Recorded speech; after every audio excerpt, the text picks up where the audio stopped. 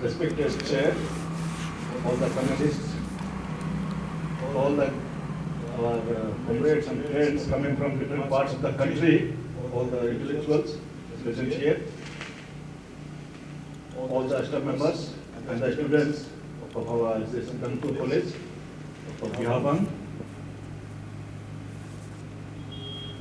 Let me first of all congratulate the organizers for having about to bring the Adivasi intellectuals from different parts of the country together here in this small village Bihaban under the banner of our Kanpur College of Social College of Bihaban, and with this whole rural setup. The same center could have been organized very well either in Mumbai or Kolkata or Delhi or somewhere else. But the organizers thought not to have it organized in cities but in the village. I think that's a great idea that has emerged from our intellectuals, Adivasi intellectuals, and must congratulate them and thank them for having this type of revolutionary ideas. In India, we often hear about great Kautilya and Dronacharya, great Manu and Chanakya and all these great people, so-called great people. And when we really go into depth of all these people, and underneath we find there are some very controversial issues and which are against the Adivasis or against the indigenous peoples of this country. And therefore, the time has come for all of us, those are so-called educated people, those who are called scholars, researchers, intellectuals, the time has come for all of us to reverse the idea. Among Adivasis, we have also lots of people like Birsa Munda or like Sidhu Kanu or so many others like this. And the time has come that we can reverse the entire move of this country in the terms of intellectuals and in terms of whole development, in terms of civilization and everything, we can actually change it. And I believe the Adivasis could do it. Recently in Bhubaneswar, we had a very big conclave on Odisha development. So many NGOs, so many intellectuals, ministers, bureaucrats from all over India, about more than 2,000 people were there. And in one of the sessions, it was being conducted in the inaugural session itself, and one of the panelists said how they would like to see this country being developed. And this person who said, very nice thing he said, I like to see that this India, where there are about more than 7 lakhs villages are there, so in 7 lakhs villages the Gram Sabha could come up. So this was one of the very attractive and thought-provoking idea that emerged in the so large crowd of all intellectuals, ministers and bureaucrats. So that was a very interesting thing. And one more response was there that they were all non-Adivasis, and he said, if the world would survive, it would be the ideology of the Adivasis, the world would survive. So he was speaking from the perspective of the climate change in the entire universe. So this was another striking point that emerged, that was heard from among the non-tribals. Recently, I would also like to share that on 13th of September, we had in Delhi a big Adivasi meet. As Dr. Bipin Juju was telling, he was also witnessing that, he was also participating in the meet. So like this, we of few the activists, we came together from different states, all Adivasis, and came together and thought that why Adivasi, we should not come to Delhi, and we have also the right to participate and raise our voices and to talk to the people concerned, like President of India or Prime Minister of India, all these people, why we should not talk. So with that idea, we organized one day meet on 13th of September. Why 13th of September? Because on this particular date in 2007, the United Nations had declared on the rights of the indigenous peoples. So we thought that why not on the same very day we should gather, we should have a Adivasi gathering in the capital of the country. So with this idea we came together, and it was surprising. We said that we have no money. Again, money comes big burden for us. We are not political party. We have not many NGOs. And we have no rich people among us. So how we'll do? So we proposed that we can come as our own expenses, in our own expenses. And so we thought from each state at least 100 each we would come. So maybe 1,000, maximum 2,000. So this way how we thought. But to our surprise, the Adivasis from all over the country, starting from Jammu Kashmir to Kerala, and from this side Assam to Gujarat, over 6,000 Adivasis gathered there, and they also raised their voices, their issues, their problems, their difficulties, and how they want their society to manage. So that was a very unique experience. We also met the President of India, the tribal minister, handed over the memorandum to them about our whole issues and all. So this is how the whole Adivasi society is emerging. It is looking forward, it is moving forward. In the language of Dr. Bipin, we are on the Jatra, the same Jatra where all want to go. I was going through the World Council of Indigenous Peoples, right? It says that indigenous peoples face systemic discrimination and exclusion from political and economic power. They continue to be overrepresented among the poorest, the illiterates, the destitute. They are displaced by wars, extracting resources and environmental disasters. Indigenous peoples are dispossessed of their ancestral lands and deprived of their resources for survival, both physical and cultural ways. They are even robbed of their very right to life. It is therefore critical that the rights and needs of indigenous peoples are discussed and addressed in the different forums like of this.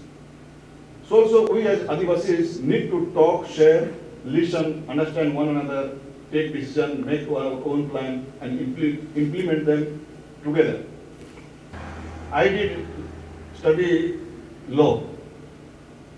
You will be stunned to hear that as a young advocate, on my very first day, one senior advocate was introducing me, and he taught me how to take money from my clients.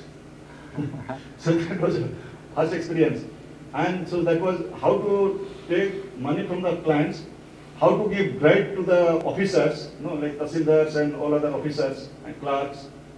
And also, the hopeless thing I had to learn is to give bribe to the peon. So this is the system that it is functioning, it is in operation. So I was taught all these things on the very first day, and this actually whole night I could not sleep.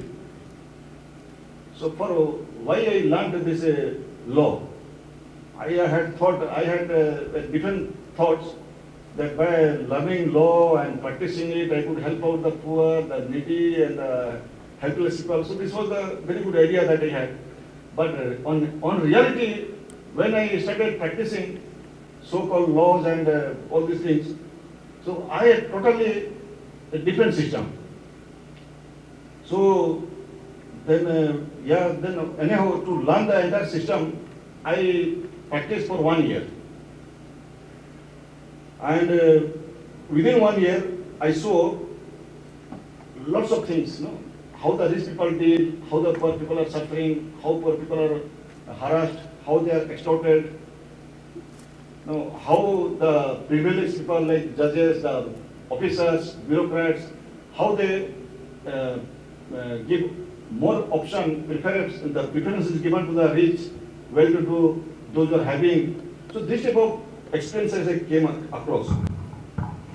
And I felt the courts are not for the delivery of the justice, but the center of most corruption system.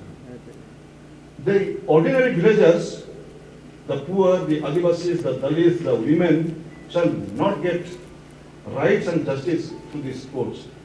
So this is how my observation and my experience. Then afterwards, I left going to the court. I get the opportunity to travel a lot. I go to different villages, to the very unreached villages, like Samplata. Have you heard anybody from Sundargarh, Samplata? Not. Samplata you have heard. It is in Gurundia block, only interior. If you go to that village, those villagers they have not seen any bureaucrats, any officers. They have not seen any NGO. They have not seen any civilized people like that of villagers also there. So I am also one of the members in the Ministry of Development that is called Bharat Rural Livelihood Foundation. That is one of the department in the Ministry of Rural Development, and where I am one of the executive members there. And we talk huge amount of money, in terms of development. We talk only 100 crores, 200 crores, thousands crores. This way how we talk and we listen. I listen. But now when I come to my village, or a village to this Kahupini village, or that on the hill, that hill, there is a Churichokha village. I see these villages and the villagers, they remain as if they have nothing. They don't get any benefit from this government or this type of crores of rupees that government allots for them, or the development, that whole road or electricity or Swachh Bharat or anything that is there. So they don't have still today. I come from a small village in the forest. It is in Bamra block, Sambalpur district. And every day for 5 years, from class 1 to class 5, I have to walk 10 kilometers, no, 20 kilometers, going 10 kilometers and coming back 10 kilometers. So every day I have to run and cover 20 kilometers. So nobody encouraged me in those days to go for Olympic. Otherwise I could have won some Olympic. Every day morning that get up and take little food and run by that that one, and come back again similarly. So when from such situation we come up and to learn all these things, the latest this wisdom, these learnings, all these type of things. So we get definitely whole entire thing is we are in a mess. We are in a confused situation. So this is how I grew, and this is my whole observation and my experiences. And now we are sitting here with all due respect. All of us are very privileged sections of Adivasi society. You are the cream of Adivasis. So this stage is not to analyze, go deep into the problems and issues of Adivasis. Rather, I would say this creamy Adivasi society need to think and reflect how it would show the path for overall development of the Adivasi society, where all the Adivasis, the child, the old, the youth, and the women would remain in peace, harmony, freedom, brother and sisterhood, where they would enjoy their life, where they would find self-satisfaction, fulfillment, and self-contentment. Not our friends. Today, the Adivasi society, our own society is facing the most challenges that it has ever faced in the history. So time has come for the privileged people like us to retrospect our history our lifestyle, the present problems and issues that are arising, and how to rebuild the society in our concrete situation. Here we are some of us engineers, maybe some have not yet come. They know how to loosen the nuts or how to tight the nuts. Here we are, some of us are sociologists, the social scientists. Many of us are sitting here. They know different sciences, different theories, different methodologies, different techniques to move the society forward.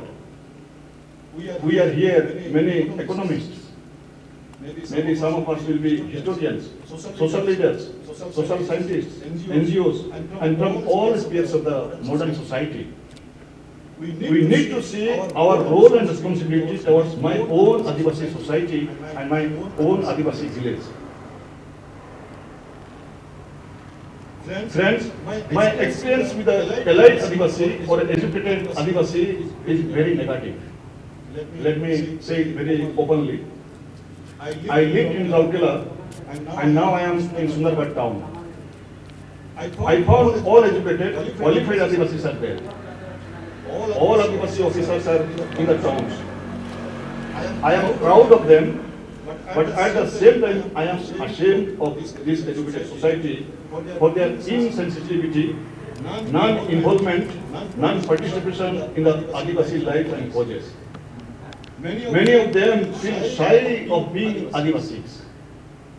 This is the group of Adivasis who themselves are cause of suppression and exploitation of their own brethren.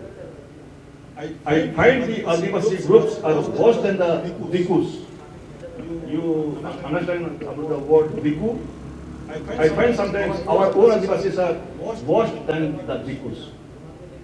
This is the Adivasi group who do not speak our Adivasi language. We do not practice our own socio-cultural feasts and festivals. We do not keep the relationship with other Adivasis, my brothers and sisters, and with our own village, even with my own family. We also do not practice our own Adivasi faith and practices. So from seeing this type of behavior syndrome, I think a new generation of disabled Adivasi society is emerging, and I see it will have very difficult future. Suppose if it continues. It is pertinent to mention the aims and objectives of English education here in India and among Adivasis. All of us have learnt about Lord Mauchly during British regime. And his observation and statement is very important for all of us, particularly for all of us, the educated Adivasis. He has said, I have traveled across the length and breadth of India and I have not seen a person who is a beggar, who is a thief. Such a wealth I have seen in this country. Such high moral values, people of such caliber, that I do not think we would ever conquer this country unless we break the very backbone of this nation, which is her spiritual and cultural heritage, and therefore I propose that we replace her old and ancient education system, her culture. For if the Indians think that all that is foreign and English is good, better than their own, they will lose their self-esteem, their native culture, and they will become what we want of them, a truly dominated nation. I think we the Adivasis of this country are victims of both the British and the Indian education system. And these particular statements were not given in the ordinary place, but it was rather declared in the Assembly of British Parliament on 2nd February 1835 by Lord Macaulay.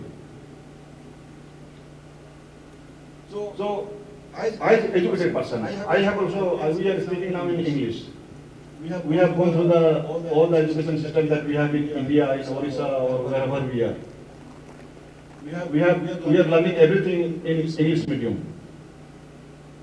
Maybe we need to think the education that we are going through, and this education that is bringing each individual, and particularly to the Adivasi group, how it is bringing up, how our whole mentality it is giving a shape, and how the entire society is being affected with this. We need to deeply reflect about this one. The second point I would like to highlight is about the history of Adivasis. History of Adivasis is history of India.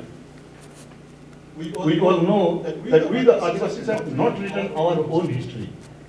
But certainly some good historians have mentioned about Adivasis. Baba Tilka Manji was the first Adivasi leader who took up arms against the British in 1784. Around 100 years before Mangal Pandey. We have learned all this Mangal Pandey and this what we have heard in our history. But about Tilka Manji we have not heard much. He organized the Adivasis to form an armed group fight against the resource grabbing and exploitation against the British rule. The year 1784 is considered as the first armed rebellion against the British and was the beginning of Santhal Hul in Santhal movement.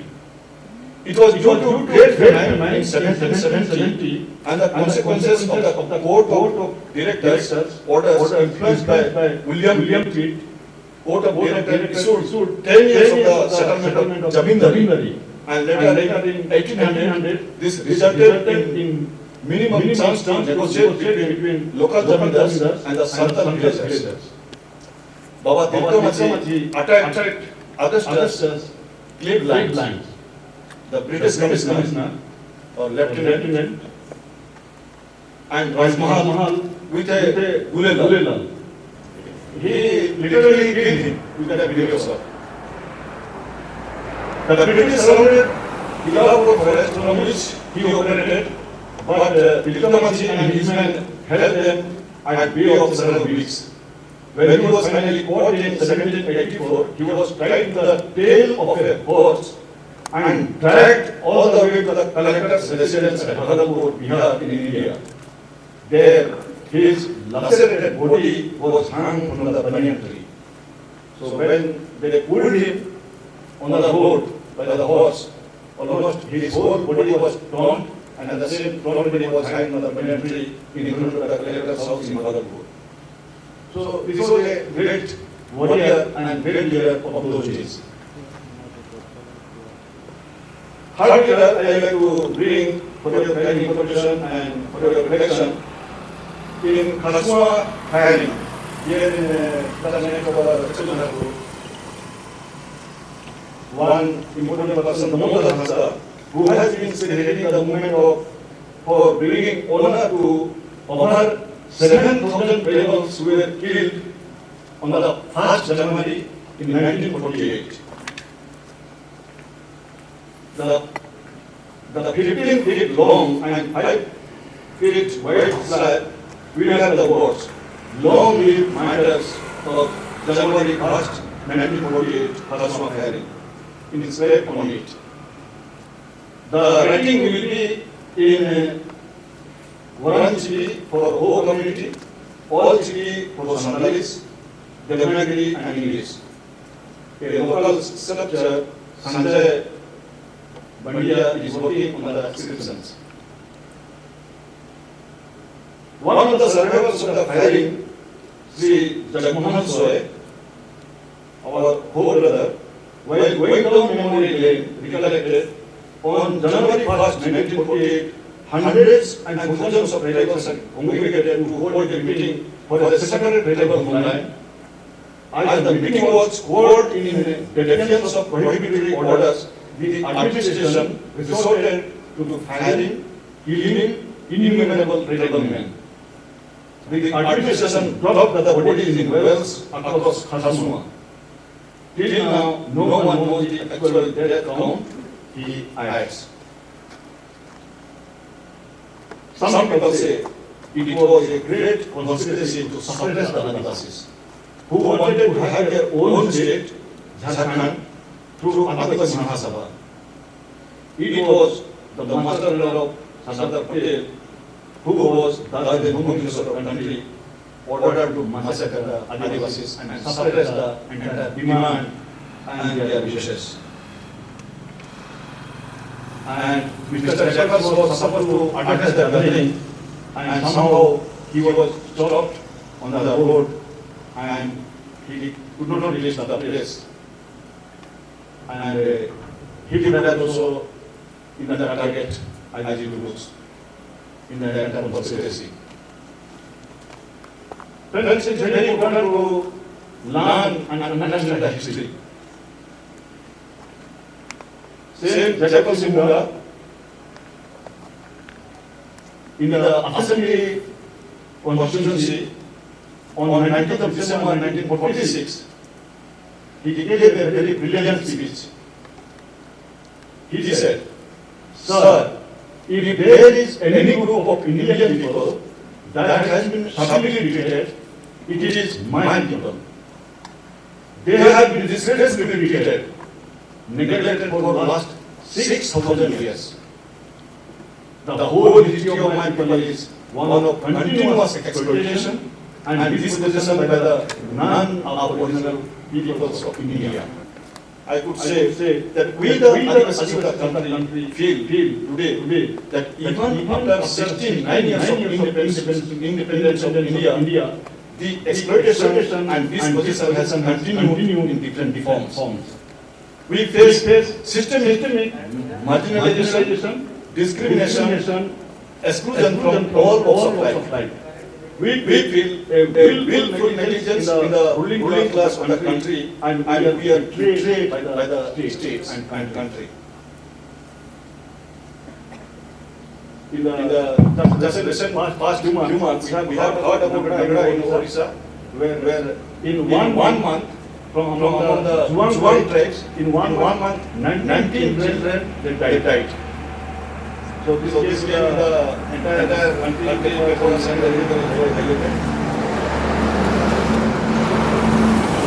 we have also heard about Danu Masi. He had to carry his dead bodies, the wife of his dead body, and walk about 10 miles, 10 kilometers. And nobody would help. Though the nurses, doctors and the police, they saw him, nobody would help him. And this also, it came the entire national channel and all the papers and all things. And he was given, I think, about 9 lakhs or 10 lakhs by one of the Arabian countries as a support.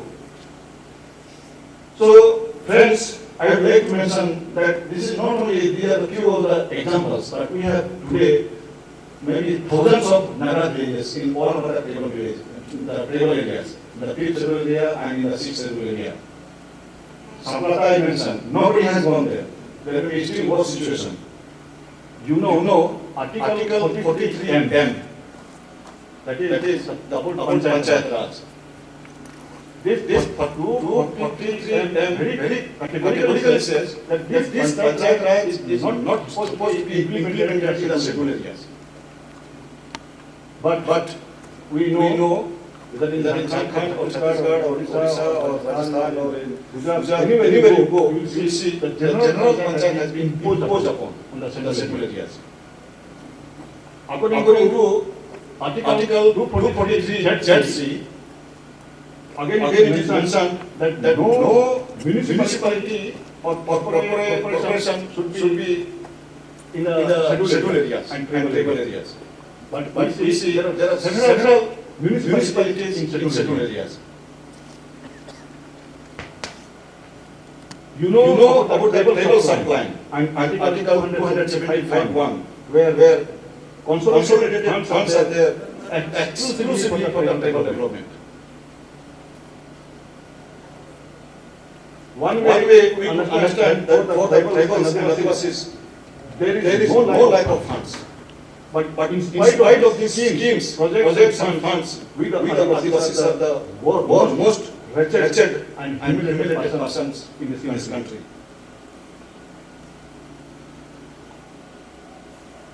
You You know know about about the the PES Act 1996, 1996, Regulation Regulation 2 2 of 1956, the Forest Act of 2006, the SC, ST Act of Prevention of Atrocities Act 1989, and and the the rule of of 95 95 and recently amended in 2016, The the Land Land Act Acts 2013 are are meant meant to to safeguard and protect the rights of the for the protection of land and life, protection of the property and life.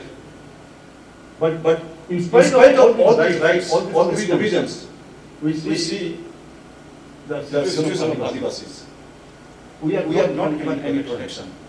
We are, As I told in the beginning, we are extorted, we are harassed, we are we are not given given justice.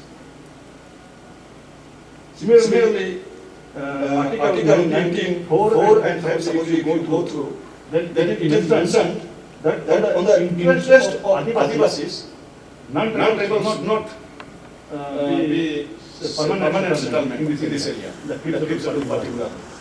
They They should not have the Aadhaar cards and putting ID cards. But But the government, if they immediately all these cards and and recognize them, whereas Adivasis that will run from this post pillar and then not get this type of cards and all the facilities.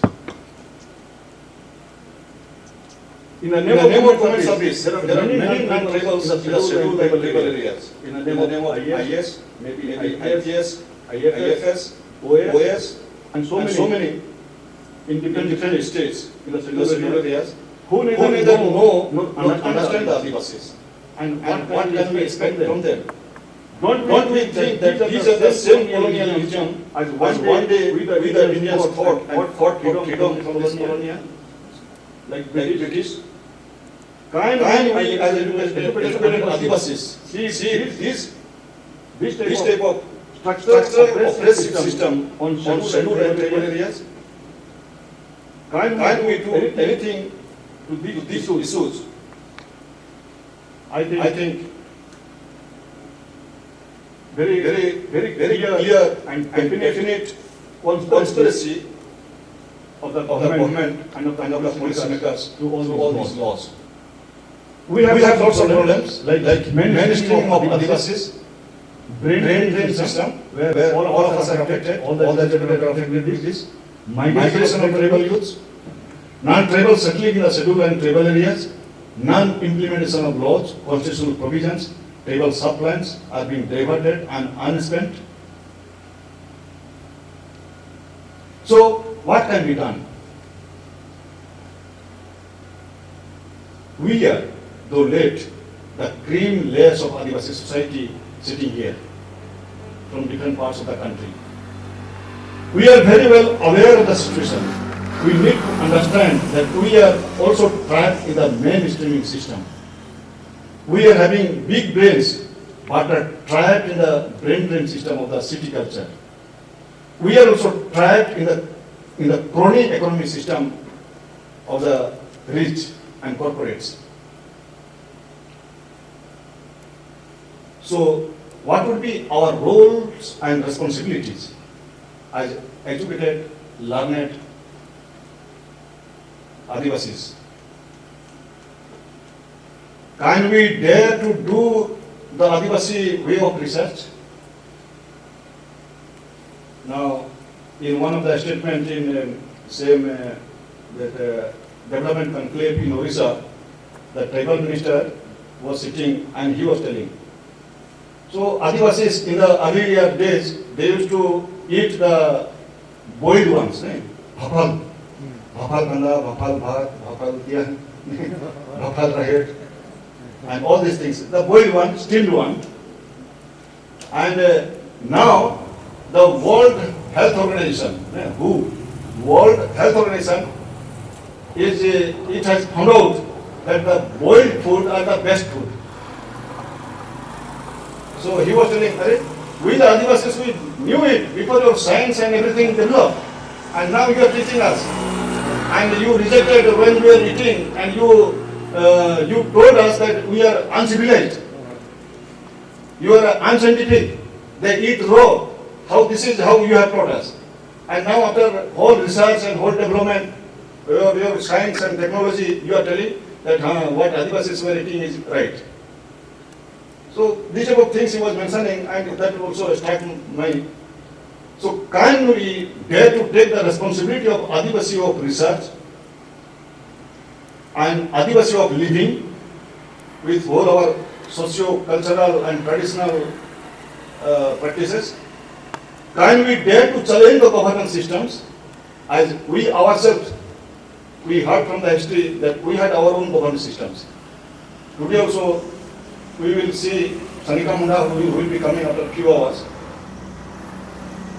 The whole Manki Munda Machi system, the Patha system of the Kaya Mundas and Odams and Kisans and all. So we have all our governance systems. But can we challenge that we need to live in this particular governance system? Can we dare to invent and discover Adivasi of education? Challenging that this education system has spoiled us, it has made us individual, and it has destroyed the community aspect of life where the Adivasis lives and enjoys in community. Can we dare to find out Adivasi of economic and development system? I think the option is with us. And scholars and researchers, and I am very happy that many young scholars and researchers are here from different parts of the country, and you all, our Kanpur College of Social College, you are here participating in this seminar and listening all these type of things. I think that hour has come. We need to go to study our history. We need to study our socio-cultural systems, the values, the feasts, songs and dances and mandals and drummings and governance and polity and everything. We need to study the Adivasi and intellectual property.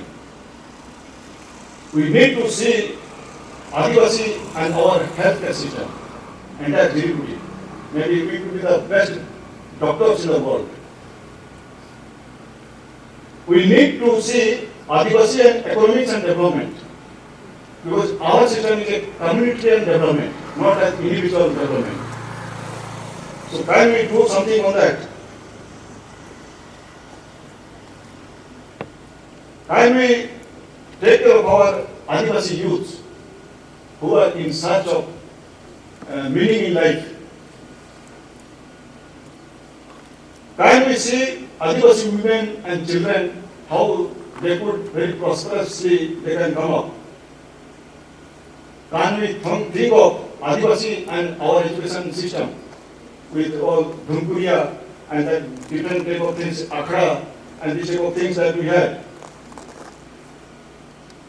Can we think of Adivasi and media, our own? We are very happy that our media is here, Adivasi media is here. So can we think more of in this line? Can we think state-wise Adivasi intellectual meets like this? Can we think Adivasi way of life, practice, preservation, conservation of socio-cultural and nature, Sanskriti and Prakriti? Can we think Adivasi and political engagement in our own way?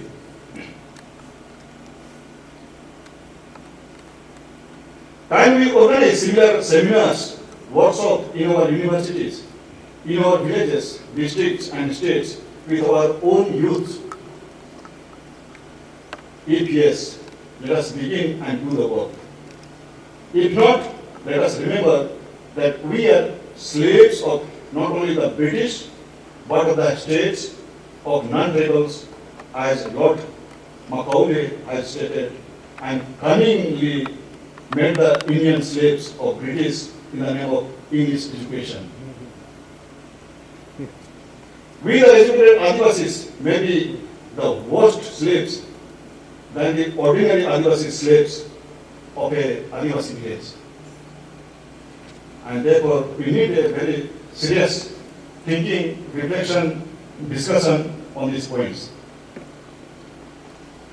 I would also like to bring one of the Supreme Court judgments that was on 5th of January 2011, the recent judgment. And it says, few of the important points I would like to share with you.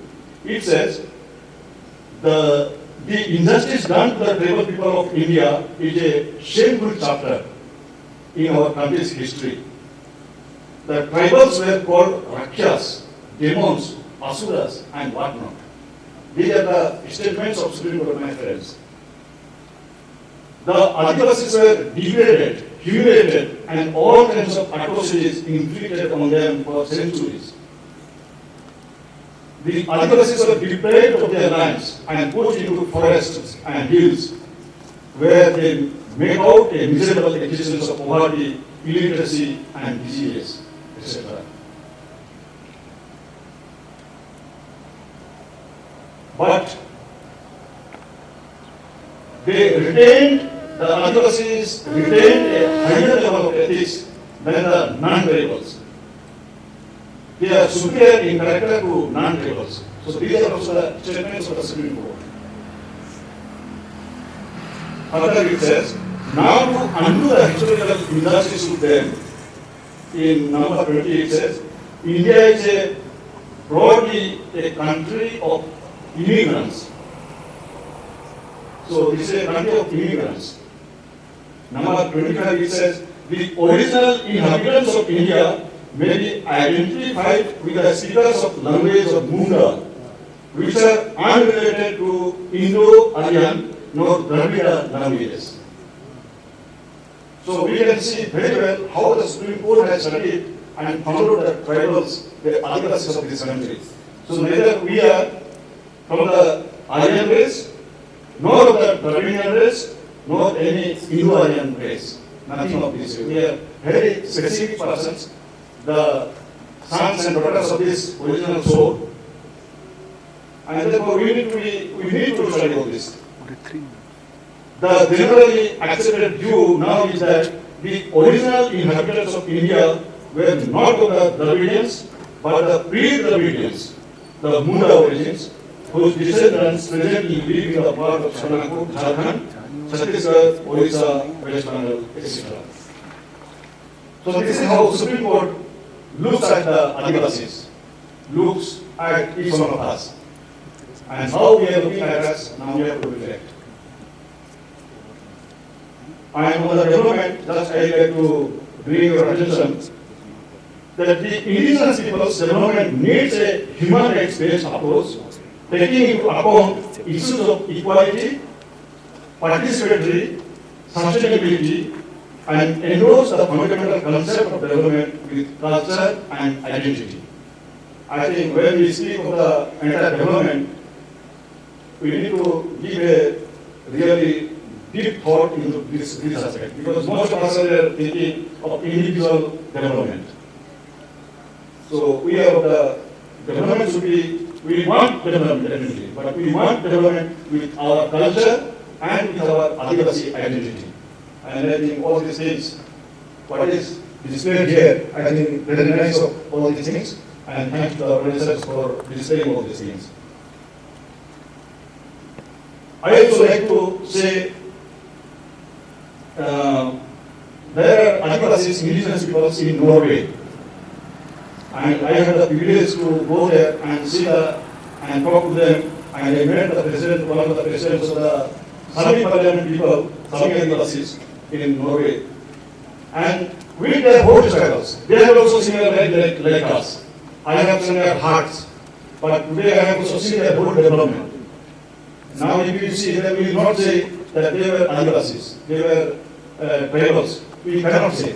They have reached to the best development after having all the struggles. So about 30 years they struggled, 40 years they struggled. they were encircled the Prime Minister's office for about 3 months, 90 days.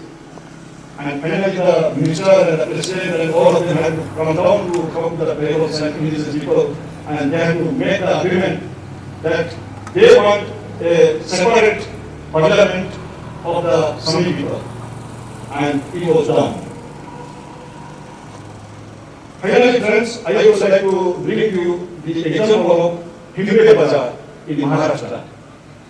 A small village, a rowdy village, a Karnataka village, a village where the murder was commanded. So the poor displacement migration was very common. The boys and girls they used to take the name of Himre Bazar. But because of one Papat Rao, an economic student and very good cricket player of that area, he came back to the village. The people thought he is educated, so let us call him back to our village.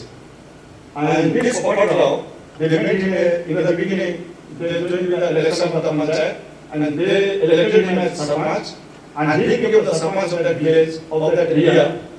And with the concept of Gram Sabha, the Gram Sabha that we are having in the Kasai, or in our own Adivasi system, that by activity, the same system, we began to organize each village, and this Himre Bazar has become the model village in the country, in India, where now every day almost people from all parts of the country, including the abroad, foreign students, they come to study about this village. And how this village has changed from such a misery and all these weak points. So when we think, as educated youth, as scholars, researchers, professors, and Adivasis. So with these thoughts, I thank you very much, the organizers, and all of you for listening to me patiently. Thank you very much.